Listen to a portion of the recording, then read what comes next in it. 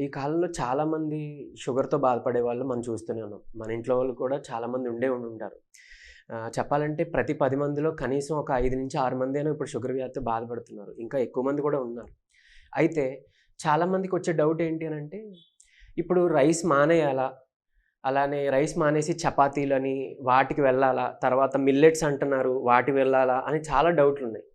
ఈరోజు టాపిక్ అదే. మనం దాని గురించి డీటెయిల్‌గా మాట్లాడుకోబోతున్నాం. అన్నం మానేయాలనంటే తరతరాలుగా మనకి అలవాటయింది. మనకి డైజెషన్‌కి ఈజీగా ఉండేది అన్నమే. అది కాకుండా కొత్తది ఏది ట్రై చేసినా కూడా అది మన ఒంటికి కొత్తదే కాబట్టి డైజెషన్‌కి కొంత అలవాటు పడడానికి చాలా టైం పడుతుంది. అలాగే ఒకవేళ వయసు పైబడిన వాళ్ళలో అరుగుదల శక్తి మామూలుగానే నేచురల్‌గానే తగ్గుతుంది.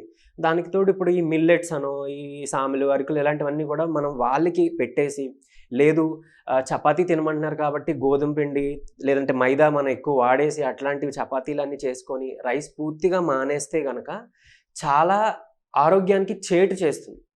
సో, దీన్ని మనం కరెక్ట్‌గా అంటే షుగర్ పెరగకుండా రైస్ తీసుకుంటూ మన కంట్రోల్‌లో ఎలా పెట్టుకోవచ్చో ఆ టిప్స్ కూడా చెప్పబోతున్నాను.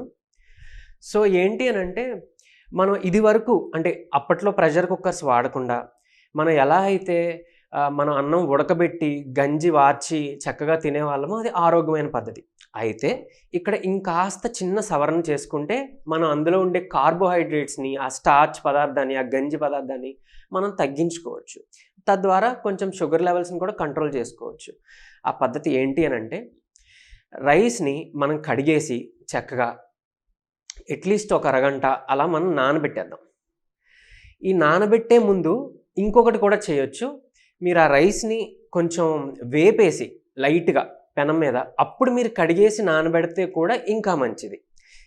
ఈ నానబెట్టిన తర్వాత అట్‌లీస్ట్ ఒక అరగంట అట్లా మనం రెగ్యులర్‌గా ఎప్పుడు ఒక గ్లాస్ దీనికి మనం ఎలాగైతే 2 గ్లాసుల నీళ్ళో, 3 గ్లాసుల నీళ్ళో పోస్తామో ఇంకా ఎక్కువ 4 గ్లాసుల నీళ్ళు పోసినా చాలా మంచిదే. ఎందుకంటే మెత్తగా ఉడకడానికి అది ఉపయోగపడుతుంది కాబట్టి.